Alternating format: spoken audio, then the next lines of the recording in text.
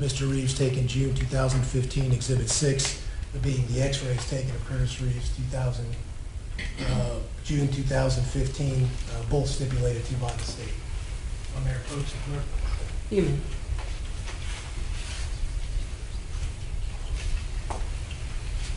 Now, Dr. Foley, you've had an opportunity to actually download the information that we provided you into your own computer, is that correct? Yes, sir. And is that what we have here on this table to my left? Yes, sir, it is. If you would, please, with the court's permission, Dr. Foley, would you come down and let's take a look at what we have here. Okay, very good.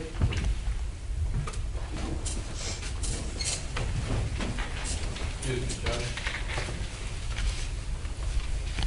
If Dr. Foley is going to testify from the chair, his back is, of course, to the state, is there any way that we can hook up a microphone or something so that we can hear him, because he's going to be talking down into his computer away from us? Just move that mic, I guess, down a little bit.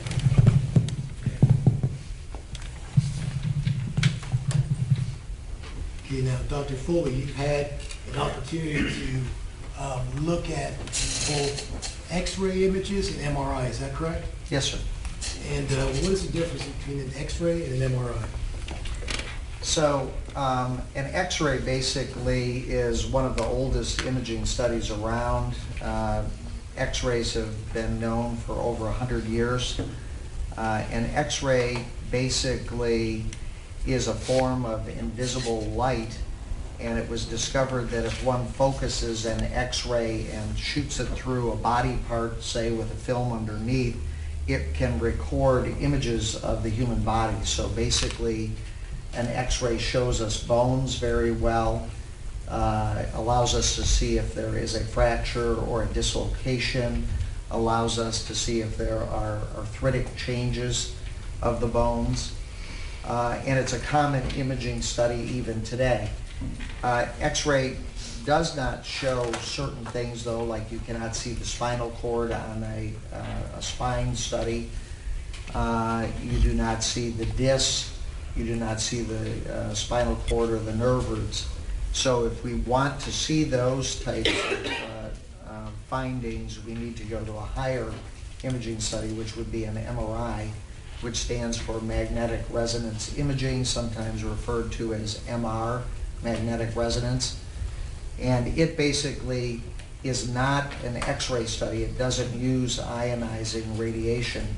It takes advantage of the fact that our body is composed of about 75% water, H2O, and it was discovered that the hydrogen atoms in water, when put into a magnetic field, give off a magnetic resonance, a signal that can be picked up by the MRI scanner, and it can locate each and every one of those signals of the hydrogen atoms in three-dimensional space and locate them in an X, Y, and Z plane.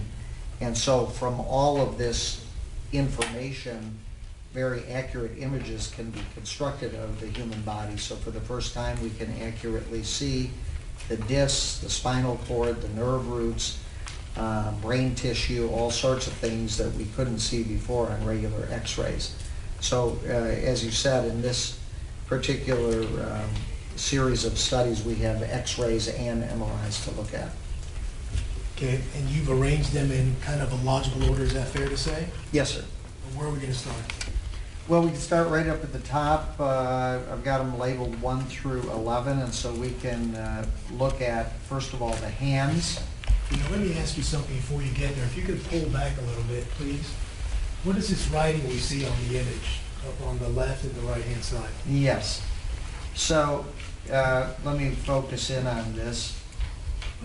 So this is just all the verification that the pictures we're looking at are of the particular patient we're talking about. So in this case, it says the Imaging Center Rose Radiology, where the study was carried out. It says the patient's name, Curtis Reeves. It gives the date of birth, 8/31/42. States the patient is 72 years old.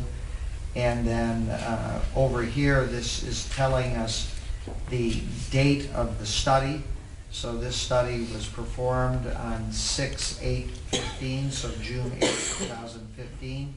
So most of the images that we're going to look at were done on either June 8th, 2015, or the MRI studies that we'll look at were done on June 9th, 2015. So what are we looking at here, Doctor? So these are views of the hands, the right hand and the left hand. And what we can see is arthritic changes of both hands, but I'll focus in on some of the findings so the jury and the judge can appreciate this. This is the thumb right here we're looking at, and all of these are bones of the wrist called the carpal bones. If we focus into this area right here, we're looking at what is called the radiocarpal joint space, and this is the first metacarpal bone. One of the things to notice is how close the bone is to one another. So in other words, if we use this as an example here, notice that we see a space between this bone and this bone. That's because cartilage, which cannot be seen on an x-ray, separates the two pieces of bone. When the cartilage is worn down or worn out, we get this bone-on-bone appearance that we see here. So this would be an example of degenerative change of the first carpal metacarpal joint, where we literally have bone-on-bone.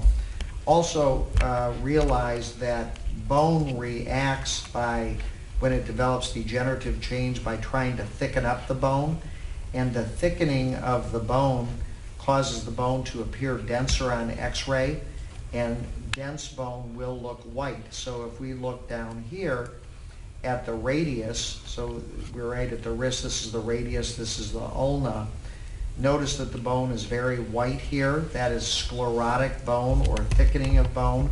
Notice the bone right here and right here is very white, so that is more sclerotic bone. Even note where we have the wearing out of cartilage right here, we also have this white line of sclerosis, which is a sign of degenerative change.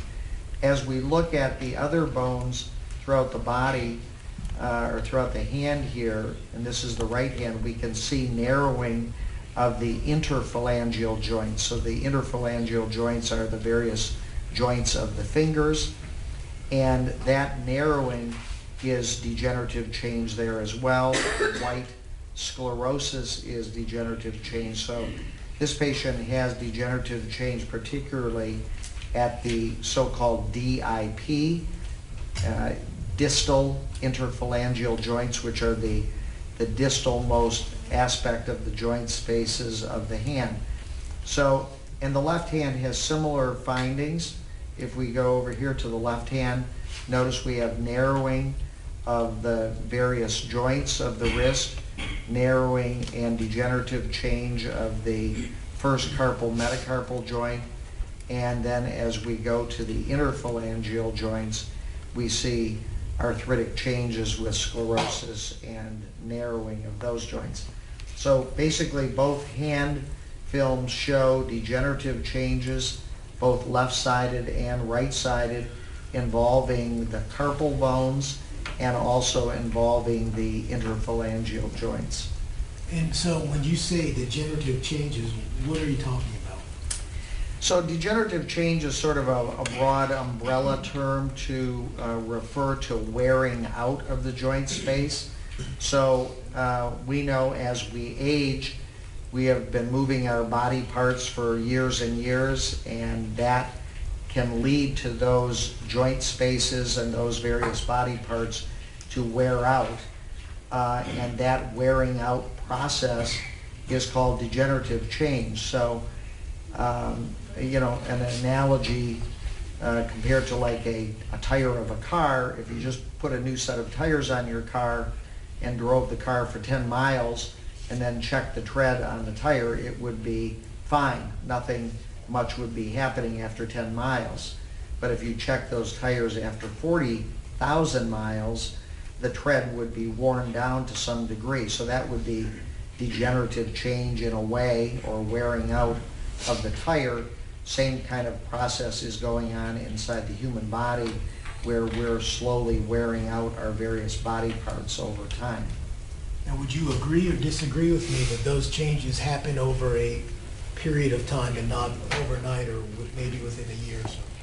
Well, that's true. I mean, degenerative change in general takes years and years, so it's not something that pops up in 6 months or a year or something like that. It takes many, many years to get the kind of findings that we're seeing here. Now, an individual with a similar x-ray, would it be consistent with somebody who, let's say, had trouble opening a jar? Yes, well, particularly since we noticed that the degenerative change of the joints of the thumb are prominent in this patient. As we can see here, we see another nice demonstration of sclerosis of the bone. So typically, a patient with this kind of degenerative change in this location will have a weakness of hand grip, for instance. And one of the things that people tend to notice when they have that is that the jar, they can't open a jar. You know, you have a jar of pickles or mustard, can't get it open because the whole grip of the hand is not as strong as what it used to be. Now, you talked about distal phalange, you're talking about the fingertips? So basically, that joint right before you get to the nail of the finger, this is where we're seeing degenerative change as well. So we're even seeing, like, this is a little osteophyte that's showing up right here. And what's an osteophyte? So an osteophyte is basically a bony growth. Osteo means bone and phyte means growth. So the bone, by constant rubbing bone on bone, develops thickening of the bone that eventually turns into these bony osteophytes that we see. Now, the x-rays we're looking at concerning the fingertips, I know not your term, the fingertips, would that be consistent with somebody who now has trouble maybe doing detail work with their hands, such as stitching, for instance? Yes, when you get degenerative change in the fingers, we often notice we are not able to move our fingers as well, so sometimes that is reflected in their handwriting and, as you said, in any kind of detailed work that one might do. Okay. Now, can we look at, I apologize, doctor, can we just look at the image number just so we can put it on the record, please? So that image number that I had was number 1, which was of the bilateral hands. That was done on 6/8/15. And so now we can move to the wrists, take a quick look at that. So again, the wrists are this area of the hand, so that all of these carpal bones down here are part of the wrist. This is the radius right here, and this is the ulna. And again, basically it's showing us the same thing that we already saw in the hands, just a more focused down view. And it particularly nicely demonstrates the bone-on-bone appearance of the degenerative change of the first carpal metacarpal joint. So we're literally seeing bone-on-bone here with the dense white sclerosis of the bone, particularly involving the region of the thumb of both hands. And the next one we'll go to is the left shoulder. And the left shoulder is where obviously the humerus, the long bone in our upper arm, connects to or articulates with the scapula, which commonly, layman's term, might be considered like the wing bone. But in medical terms, this complex appearing bone, as outlined here, is part of the scapula. And the scapula has a curved cup-like shape called the glenoid, and the humeral head articulates and connects into this glenoid area. This part that we're seeing here is the collarbone, and over here is the acromion, and this area right here. And if we look over here, This is called the AC joint or acromioclavicular joint. And what we're noticing is that the patient has osteophytic changes in this region as well. So this pointed piece of bone here and the pointed piece of bone here is arthritic change of the AC joint. If we move over here, we can again see some more osteophyte here and here. So the important point of seeing the degenerative change at the AC joint is to realize that the rotator cuff, the muscles, and then the tendons come through this region right here and connect to this area of bone called the greater tuberosity. So in this region is sometimes referred to as the critical zone. And so as someone attempts to lift their arm up, this muscle and tendon system works as a pulley to lift the humerus up from this edge, but the tendon tends to get scraped across these osteophytic changes that are right here, which can cause pain in any individual patient and can scrape the tendon to the point that the patient can eventually develop what is called a rotator cuff tear, where the tendon is actually frayed and kind of sawed through that area so that the tendon eventually becomes completely torn.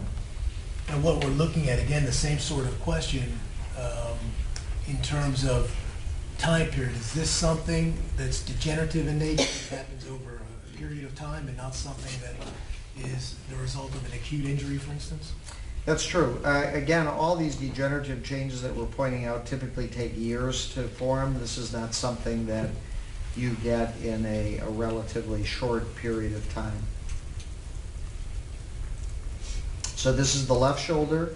If we move over here, that was number 3 on this list, so number 4 will be the right shoulder. If we look at this, not surprisingly, we see the same kind of findings. So here is the acromioclavicular joint. This is the clavicle right here, and this is the acromion process of the scapula. The space in between is the so-called AC joint or acromioclavicular joint. Perhaps the judge has heard of AC joint separation. Sometimes football players get this kind of thing where the AC joint is separated. But notice again here, just like on the left shoulder, we're now looking at the right shoulder, we see this bony osteophyte right here. And the critical nature of something like that is, again, the tendon of the rotator cuff passes through here and attaches over here. So with this piece of bone now in the way, it serves as a mechanism where it can scrape away and saw away, if you will, at the tendons of the rotator cuff and can cause pain, can cause rotator cuff tear, for instance, in any individual patient. Is an individual who has an x-ray like this, is it consistent with somebody who has difficulty raising their arm? Well, it is, because realize again, the rotator cuff muscles and then the tendon come through this area and attach over here. I think we see it better on this where it's the greater tuberosity. So if the muscle has to pull the tendon through this area, this tends to be painful. This often causes limitation in movement of the shoulders. It often causes the person not to use their shoulder so much because of the fact that it hurts when you do it. And so consequently, the muscles of the rotator cuff begin to lose mass and become what is called atrophied or shrink. So the muscles become smaller in size and become weaker. So it is not unusual when we see patients like this that they have limitation in range of motion, they have shoulder pain, the muscles in this region are often atrophied and have gotten weaker over time.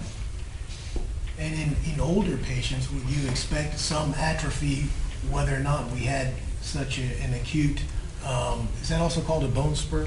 Yes, sir. Bone spur is a typical layman's term, for instance, for an osteophyte, which is the medical term, which simply means osteobone, phyte meaning growth. So my question was then, even if we didn't have that bone spur, would we expect in an elderly patient to see diminished muscle mass? Well, I think that's true in almost everybody. As we get older, we do lose muscle mass over time, even despite the fact that we try to go to the gym and work out and everything. It might help maintain some of the muscle mass, but we invariably do get weaker over time. We invariably lose muscle mass over the time, despite our best attempts for most of us. And might an individual whose x-ray looked like this have difficulty in picking up heavy items? Well, that's true. I mean, anytime you have to use the shoulder, you're going to be affecting this area, and it could be difficult in any particular patient to lift heavy items up, to move the shoulder in general because of the limitations by the AC joint arthritis. Okay, is there anything else there you see that is of interest, Doctor? I think those are the main findings on that, so we can move on to, that was number 4, the right shoulder, so we'll move on to number 5, which is the left hip. And this study again is performed on June 8th, 2015. What we're taking a look at here with the left hip is we're seeing a piece of the bony pelvis, and then this white object that we're seeing is a left hip prosthesis. So this is the ball of the femoral head. So the femoral head has been replaced, and then this stem is going down into the medullary cavity of the femur. And so at some point the patient ended up getting a left hip prosthesis put in. And can you tell anything about the hip in terms of any sort of degenerative properties? Well, we can tell that the patient did have degenerative changes, because if you look at this cup shape here, which in the hip area is called the acetabulum, one can see there is a thick rim of sclerotic bone at this level. Also sclerosis over here along the superior margin, but particularly along this medial or inside margin. And this sclerosis that we see going all the way around is consistent with degenerative changes. Now, is it typical for older individuals to lose bone mass? It is. So in medical terms, that's called either osteopenia or osteoporosis. Did you see evidence of that in Mr. Reeves? Well, you can see that in several areas. For instance, if you're losing bone mass, the bone is going to become less dense on an x-ray. So if we just compare in the pelvic bone area, the density of this bone to the density of this more translucent appearance right here, this is loss of bone density. If we go to the femur, notice how lucent the bone is right here. So all of this kind of grayish black lucency is bone loss. And in medical terms, that would be consistent with osteoporosis and osteopenia. We commonly think of osteoporosis in older females, but men get this as well. And we have a demonstration of that right here.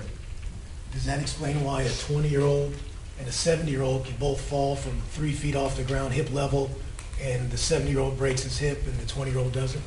Well, exactly. I mean, that's actually not an uncommon scenario where you might see two people slip on some water in a store or something, and the 20-year-old falls from a standing level, lands on their hip, they get up, they have a bruise on the side of their hip.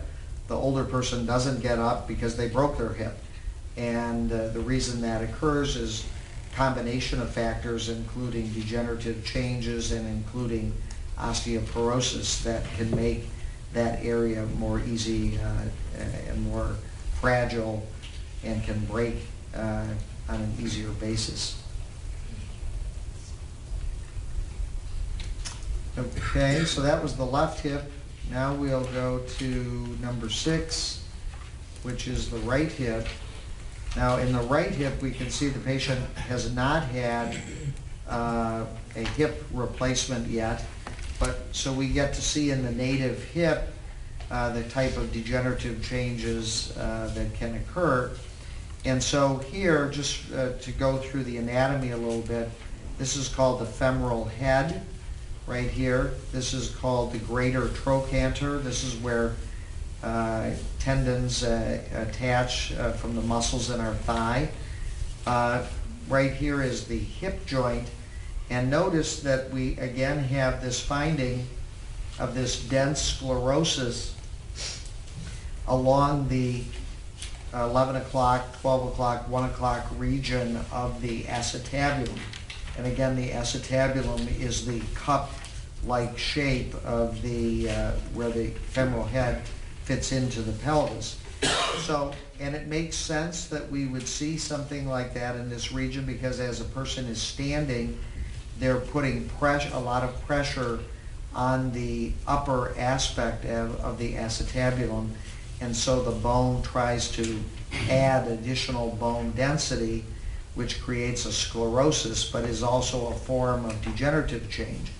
Also notice if one evaluates the vertical height between the femoral head here to there versus the vertical height of the femoral head from here to here, notice that it's narrower here, and that again is a sign of degenerative change of the hip. Same kind of other finding though, remember we talked about the osteoporosis, how we have some dense bone here, but lucent bone over here, lucent bone over here, lucent bone over here. This is all evidence of osteopenia, osteoporosis of the bone. Now, we got a chance to look at the right hip without a hip replacement. Would it be fair to say that before the hip replacement, the left hip had similar signs of degenerative disease? Your Honor, I'm going to object to that. That calls for speculation. There's nothing so far that we've had for any type of comparison. We had an x-ray of 2 years ago, maybe that might be appropriate. But just to speculate that because we have a hip replacement, one is like the other, just calls for pure speculation, even on Dr. Fuller. I'll ask the question a different way, Judge. Okay. Assuming that an individual has an even gait, can we expect that one hip would look like the other in an x-ray? Yes, in general, I mean, when one develops degenerative change of the hips, it's often fairly symmetric. The pressure point for most people walking is going to be on the superior acetabulum, but like we saw in the prosthetic hip, we saw sclerosis along the medial side, and we saw sclerosis along the superior side of the acetabulum. We saw that in the prosthetic hip because when they put the prosthesis in, they take out the bony femoral head, but the sclerosis of the acetabulum remains, and we can see just like the prosthetic left hip, the right hip has that same pattern of sclerosis superiorly and the same pattern of sclerosis along the medial side. Anything else remarkable about the hip we're looking at, Doctor? I think that's about it for the time being. We can go now to the left knee. And this again, we're still on 6/8/15. And I forgot to ask you, I apologize, Doctor. The x-ray of the hip and the degenerative properties that you described, is that something that we would expect to happen over time, as in the other x-rays? Yes. Again, typically degenerative change takes years and years to develop. So this is not something that just pops up in a year or two. It generally takes many, many years. I kind of, having gray hair, I kind of related to a person, how long does it take to get gray hair? You know, many times you're not going to be able to say, my hair went totally gray in a year or two. It generally occurs over a long period of time. So maybe in your late 20s or 30s, you have a few speckles of gray hair, and then your 30s and 40s, you got more gray hair, and now it's going from gray to white, such that by the time you get into your 60s, you have all white hair. So you could look at somebody like that and feel fairly assured that they didn't go from brown or black hair to gray hair in a matter of a year or two. It typically would take many, many years, whether it's 5 years or 10 years or 20 years, who knows for sure in that individual, but it would take more than just a year or two. And so the same kind of thing with degenerative change inside the body. It doesn't happen in 1 or 2 years. It takes many, many years to get that. Onto the knee. So we'll go to the left knee now, and this is 6/8/15. So I'll show the judge this one first.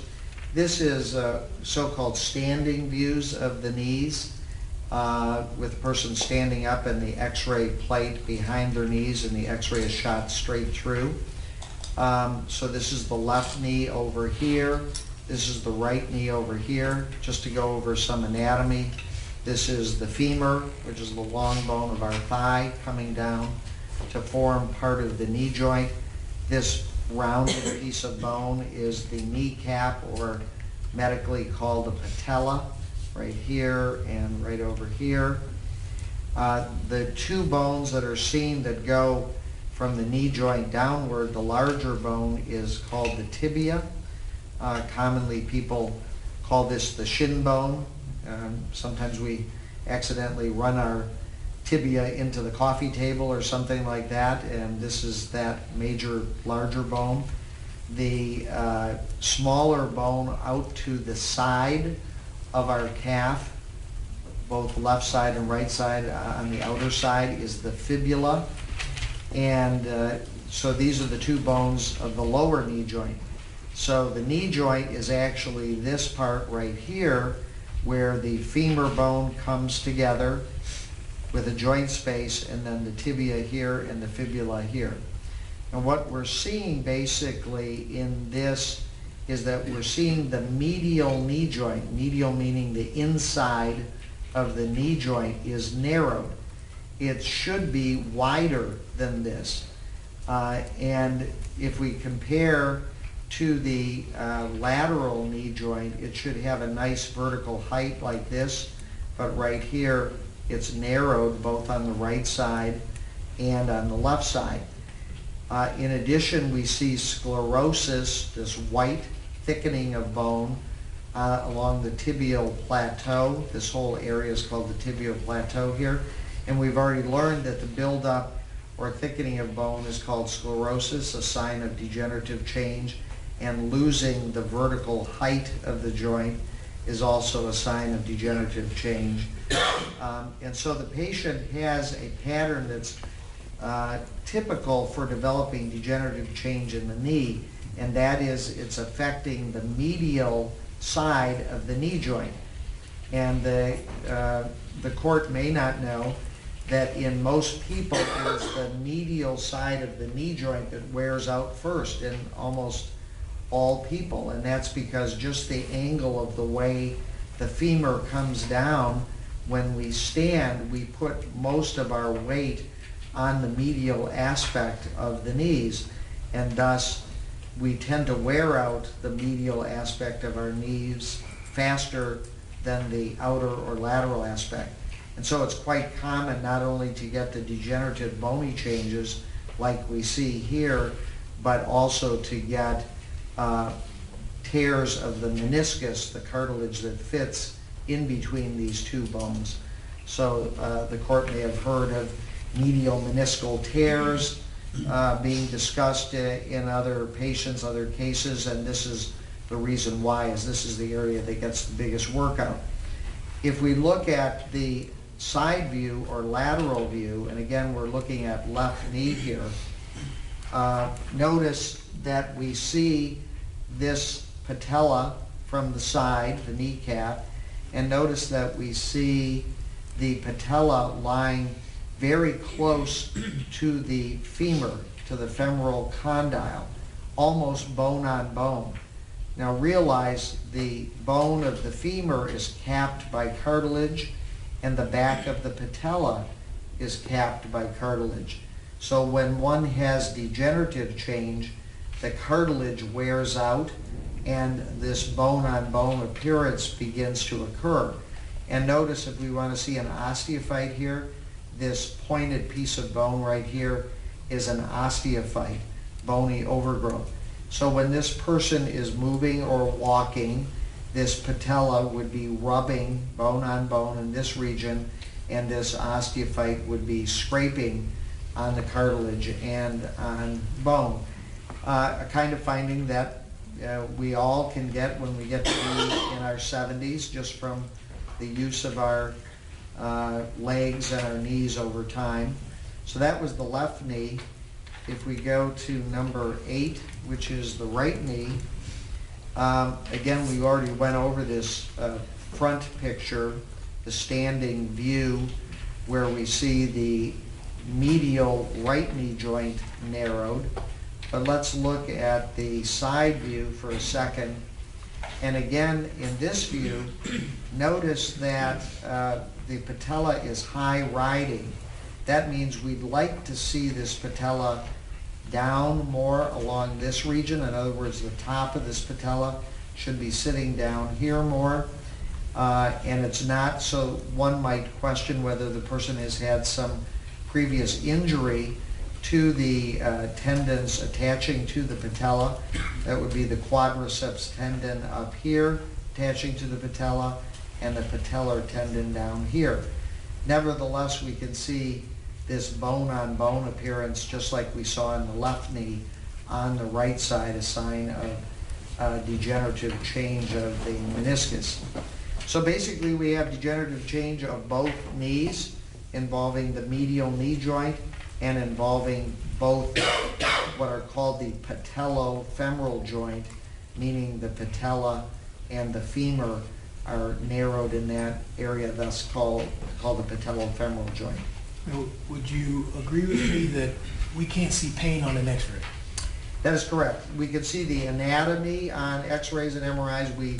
We cannot tell what severity of pain the patient may be in at the time, just based on the x-ray or the MRI. But based on what we're looking at, would it be inconsistent with an individual that complains of knee pain, for instance? No, not at all. I mean, it's quite common when people have degenerative change in their knees like this that they would have pain. And you're calling them degenerative changes, so we're talking about these changes happen over a period of time. Yes, sir, typically many years.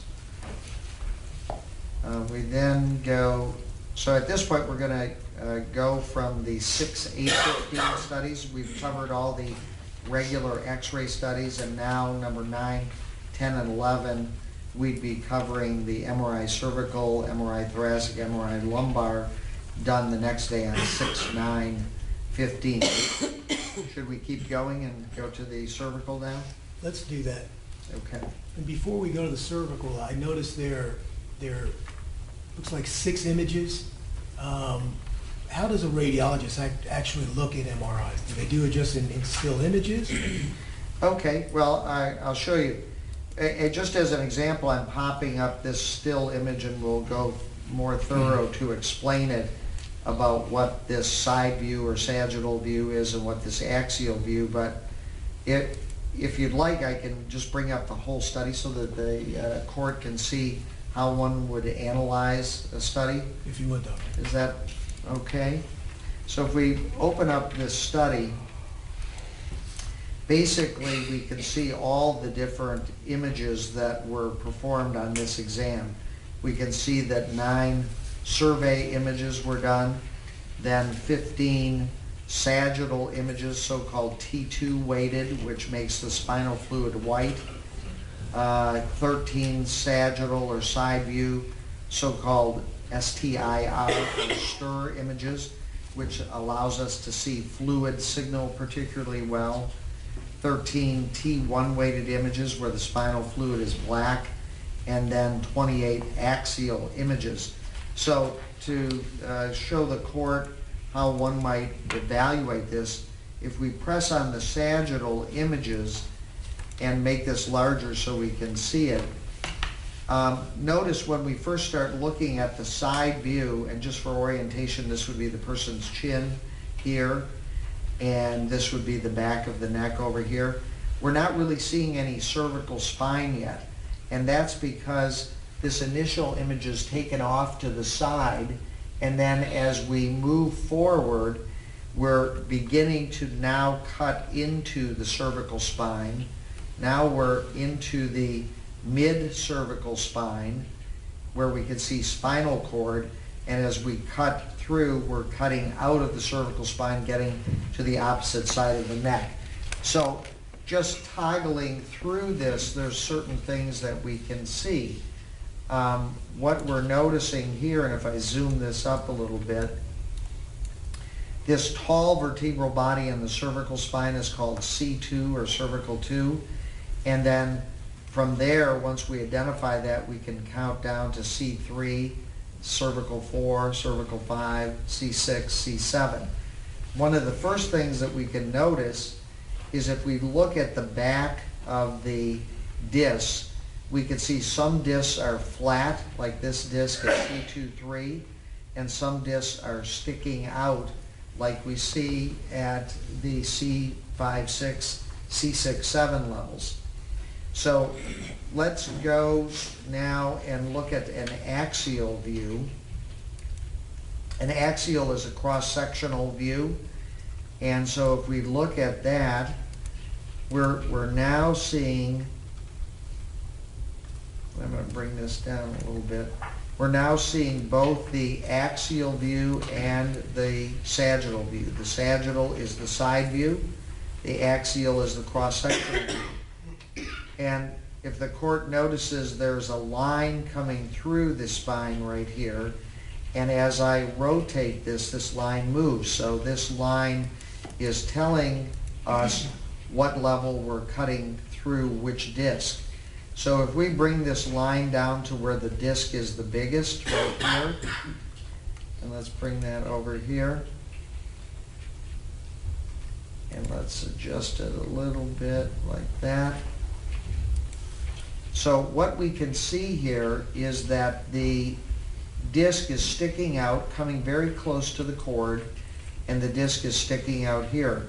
Now I have a magnified picture of that so we can see it even better, which would be this view that the court can take a look at. And in this view, we can see that the disc is extending out and herniating out into the spinal canal. Now just for orientation, this is the cervical spinal cord, this structure running up and down. The white is spinal fluid wrapping around the cervical spinal cord, and the disc sticking out shouldn't be like that. It should be flat like the disc above. If we want to talk about this disc, we call out the vertebral body above and below. So if I want to talk about this disc, I would say at the C5-6 level, meaning the disc between C5 and C6, there is a disc sticking out and it's approaching the front surface of the spinal cord there. If we want to look at that in the axial view, we come over here, and in this cross-sectional view, all of this is herniated disc material sticking out into the spinal canal and lying up adjacent to the cord. Realize this entire area here should be white. It should be white spinal fluid. Here's the spinal cord right here, so this disc is sticking out and coming very close to the cervical spinal cord. If we go to the next level down and analyze this from the side view, the sagittal view, notice the disc is sticking out here. It's extending upward and extending downward. So this means that the disc has literally herniated out of the wall of the disc with jelly material extending upward and downward. So that is called a disc extrusion. And if one looks at the front margin of the cord, notice how the cord has like an indent here.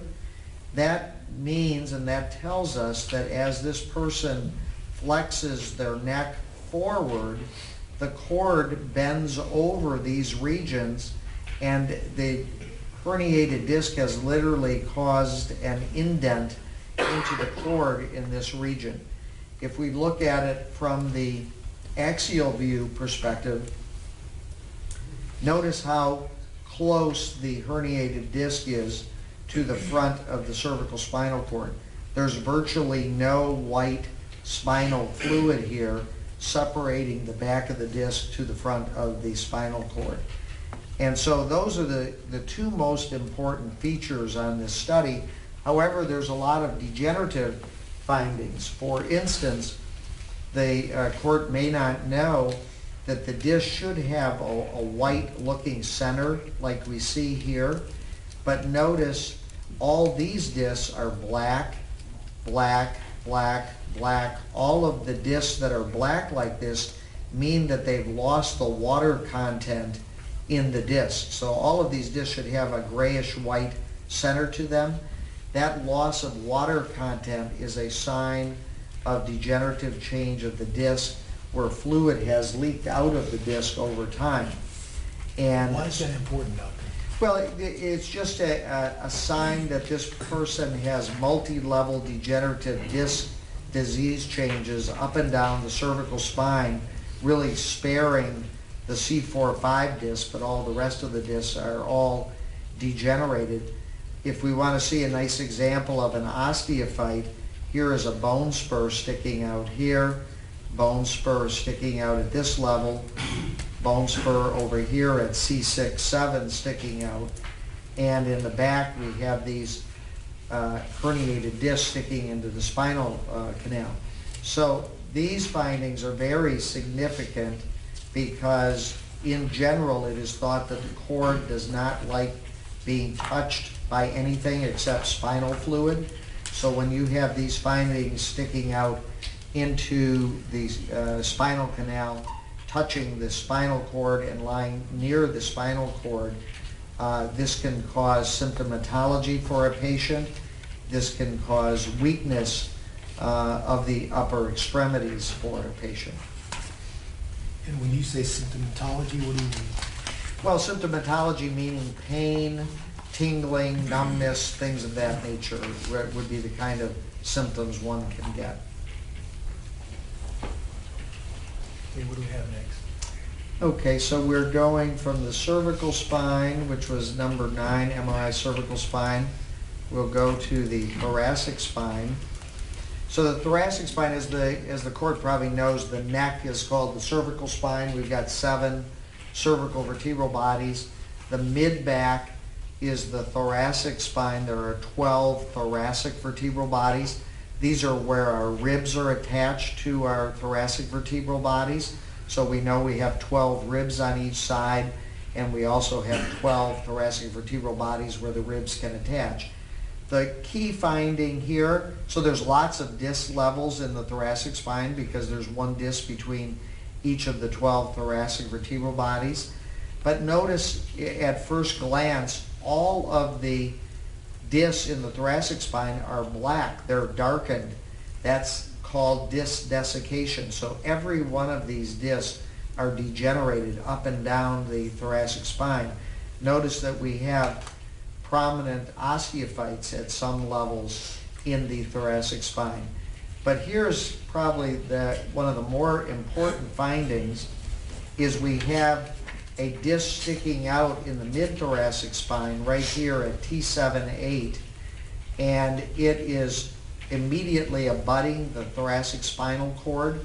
We can see it right here, and if we go over to this view, we can see it right here. So this disc is sticking out and immediately abutting the thoracic spinal cord.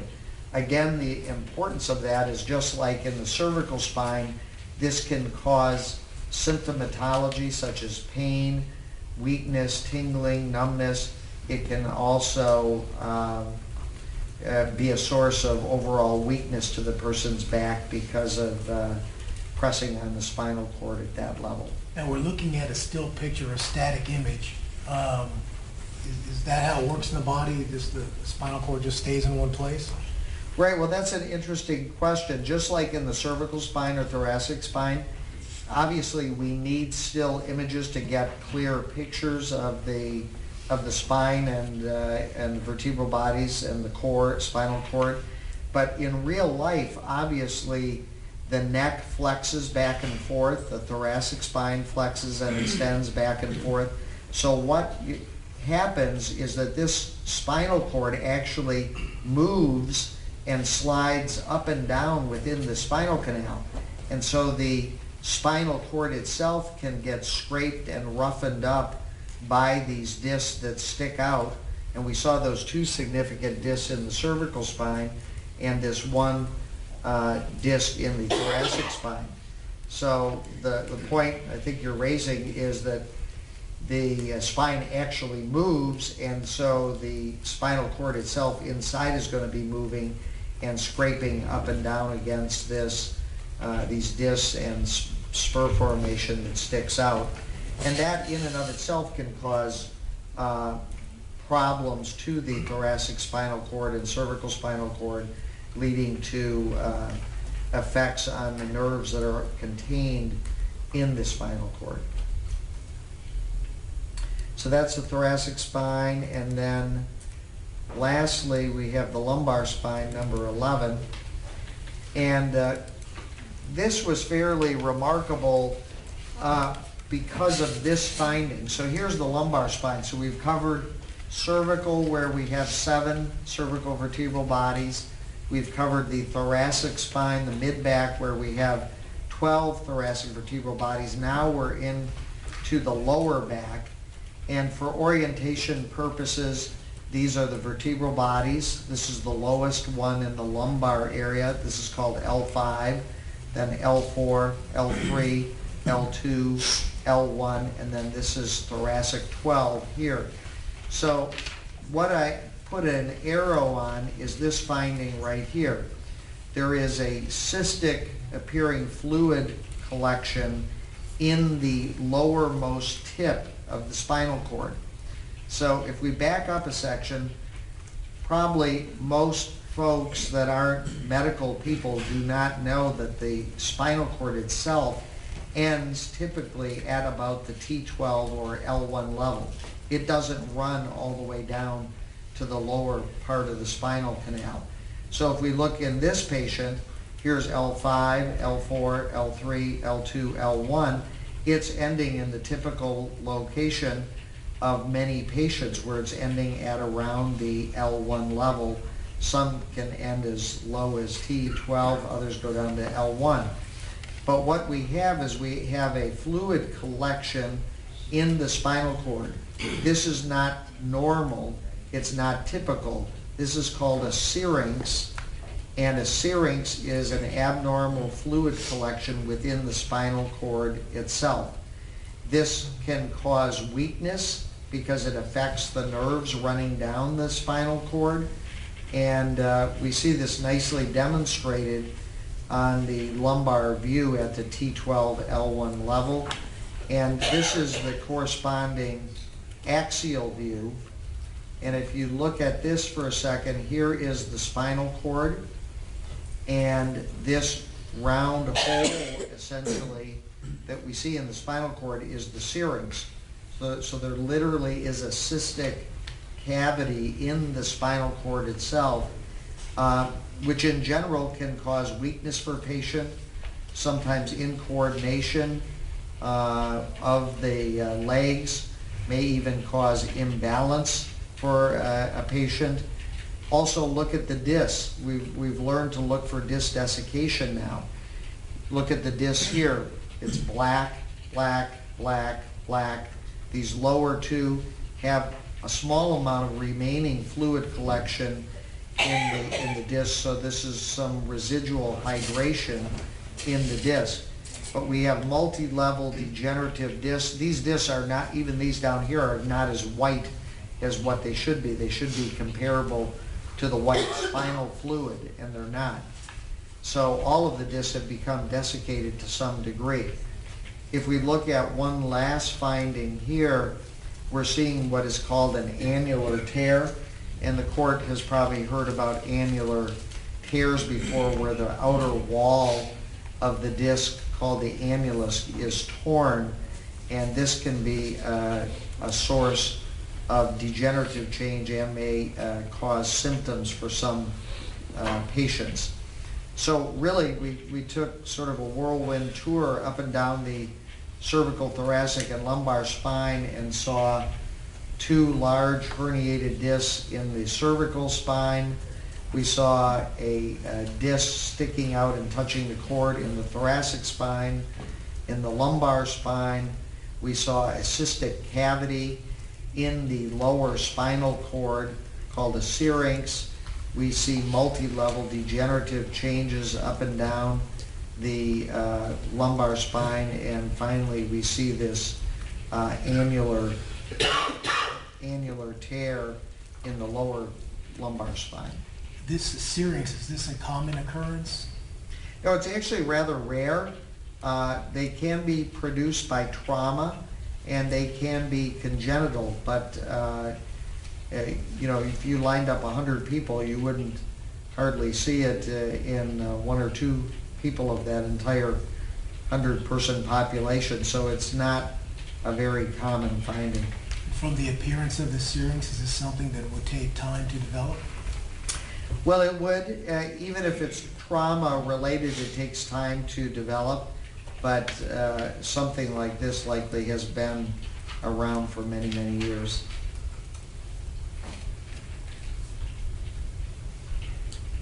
Thank you. I don't have any other questions. Okay, thank you. Want to take your seat, please? Yes. One last question. All right.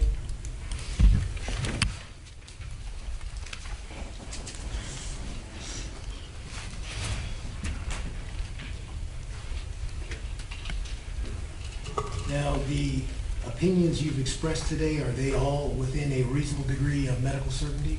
Yes, sir, they are. I don't have any further questions. Thank you.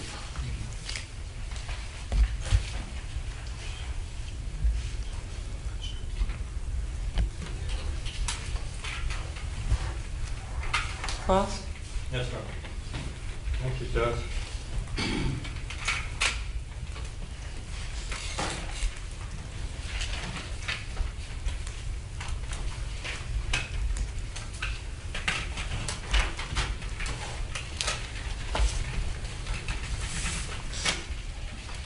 Afternoon, Dr. Foley. Good afternoon, sir.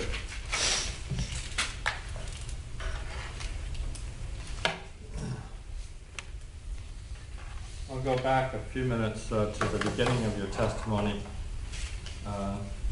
You've been hired by the defense in this case. Yes. Did you sign an employee contract with them? No. All right. And your hourly rate to be paid in return for your services? It's $750 an hour.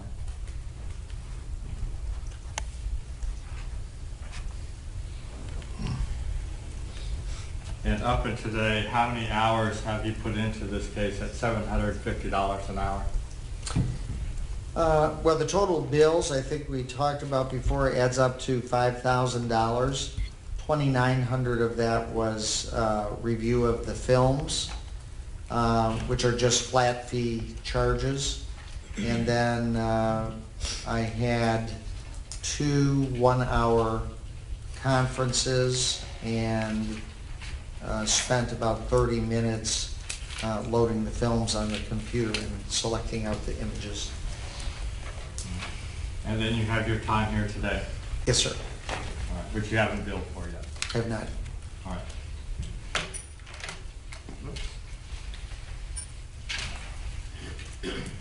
Before we get into the individual x-rays and MRIs, you would agree that not everyone has the same pain threshold. That's a fair statement, isn't it? True.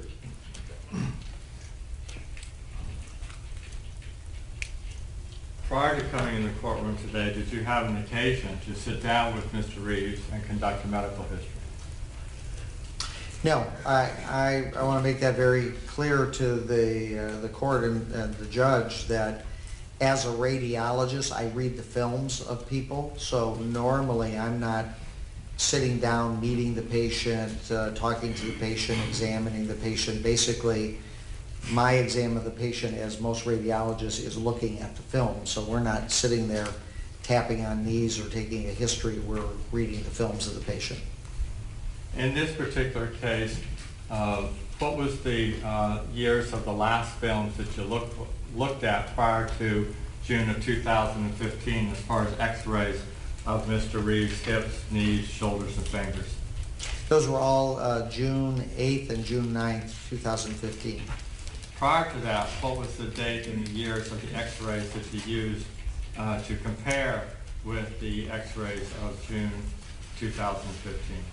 These were the only films that I had, so I read what I was given. Right. You have no way to go back, say, on January 13th, 2014, and tell this court whether or not what we saw here and displayed today was the same, substantially same, or even different than what was taken on June 8th, 2015. Well, I think that's true to a degree. We know the findings are long-standing, that it takes many, many years to get those findings, but if no one takes an x-ray on a certain day, you can't with 100% certainty say what the film looks like on that particular day. So what we were presented here today is simply a snapshot in the life of the medical history of Mr. Reeves on June 8th and June 9th of 2015. That's true. You cannot, to any reasonable degree of medical certainty, go back and tell this court that at the time of this particular incident on January 13th, 2014, that Mr. Reeves' condition was exactly the same as it was presented by the x-rays today. You can't do that to any degree of medical certainty. No, I would not try to do that because I'd want to have a film done exactly that day. But I'm not trying to say that the films looked exactly the same either. I'm saying those films show degenerative changes that likely took a long time, many, many years. So more likely than not, I could say that these kind of findings pre-existed the date of the incident. But you cannot say to what extent they existed. I agree with that. All right. And along those same lines, if we go back to January 13th, 2014, it is just as consistent that the degree of the degenerative, what was the word after that? Degenerative changes? Yeah, the degenerative changes that you said have taken place over the years. You don't know to what extent on January 13th, 2014, Mr. Reeves was aware of those due to any type of outward manifestations of pain. Right, as I mentioned to the judge, I'm not trying to testify about what symptoms this patient specifically would have, because in order to find out symptoms, one would have to talk to the patient, interview the patient, and so forth. What my testimony was, based on the degree of degenerative changes, it's common for patients to have pain, but as you say, you could have two people that have the same degree of degenerative change, and one might say they have pain 3 out of 10, and the other person might say they have pain 8 out of 10. So there can be some variability among patients. I'm just saying that more likely than not, these findings pre-existed the date of the incident. And along those same lines, on January 13th, 2014, you cannot tell the judge as an expert to any reasonable degree of medical certainty exactly what Mr. Reeves knew about his physical condition, correct? Right, I would have no idea. You would have to interview the patient to know that. And you did not know that? No, my job is to read what I see on the films. Which were taken in June of 2015. Yes, sir, that's true. Okay. What I'd like to do is just very generally go through the different areas. All right.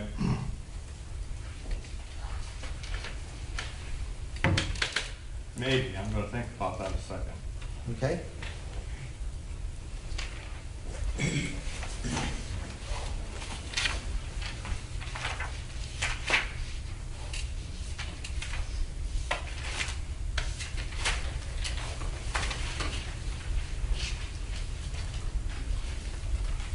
have a moment of counsel, Judge. You may. Thank you.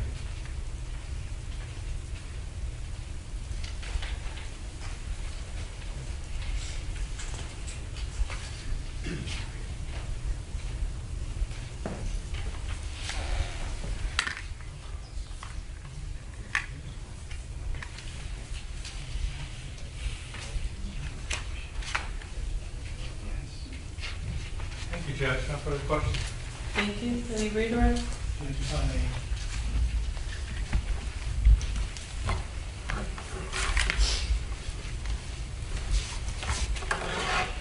And I apologize, Doctor, I forgot to ask you, was there another area of concern regarding the coaxial nerve in Mr. Reeves' MRI you're aware of? Not quite sure what you mean by coaxial nerve. Well, there's an opening where some nerves pass through, Yes. and there Are you referring to maybe spinal canal stenosis? Is that what you're Yes. talking about? Okay. Yes, sir.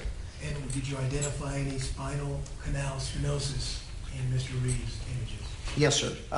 Several areas, and the court might remember this, where we see the large herniated discs at C5-6 and C6-7. When the disc is sticking out into the spinal canal, the cord is actually being pushed back in the spinal canal, and so that tightness that is wrapping around the spinal canal because the disc is pushing into it is narrowing the space that the spinal cord can come down, and that tightness is called cervical spinal canal stenosis. So stenosis means a focal narrowing, and there is focal narrowing of the spinal canal at C5-6, at C6-7, and then again at the mid-thoracic spine level, T7-8. Okay, and that would cause weakness, tingling. Yes, sir, that's true.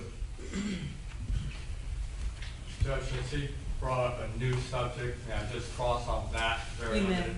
You may. Dr. Foley, as I mentioned before, because you did not have any x-rays to compare, you cannot say as an expert to any reasonable degree of medical certainty that on January 13th, 2014, that Mr. Reeves suffered from that condition to the extent that you saw in the x-ray that was taken in June of 2015. You have no idea what his condition was in 2014. I understand what you're saying, and I will agree with you to the degree that without having a film done on that exact day, you can't say what it looked like that exact day, but I can say within a reasonable degree of medical probability that more likely than not, those findings pre-existed the date of the incident. So I would say the person did more likely than not have cervical spinal canal stenosis from the disc abnormalities that are present. But again, in partly agreeing with you, because you don't have an exact film on the exact day, I can't say exactly what it looked like on that day. So to any reasonable degree of medical certainty, you can't quantify to what extent that condition existed. Well, yes and no on that, because I testified that it takes many, many years to get the kind of finding that we're seeing here. So if the time separation was about a year and a half, something like that, between the date of incident and the date of the films, and my testimony is it takes many, many years to get these kind of findings, so I would say more likely than not the patient had similar findings to what we're seeing a year and a half later after the incident, and those findings existed prior to the date of incident. And as we discussed before, every individual's pain threshold is different. I agree with that. And so an individual who, and I'm just going to use A and B because let's not make it too complicated.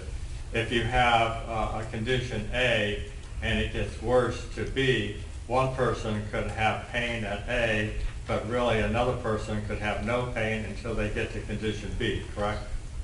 It's a possibility. All right, and because you conducted no medical history of Mr. Reeves, and you have no comparison X-ray of Mr. Reeves on January 13th, 2014, you cannot tell us any reasonable degree of medical certainty as to exactly how that impacted Mr. Reeves' daily activity and living on January 13th, 2014, correct? As I said before, I've agreed with you on that point because my job as a radiologist is to say what I see on the films. I did not do any discussion for the court on what kind of symptoms this particular patient had at a specific date and time. Thank you for your time. Thank you, sir.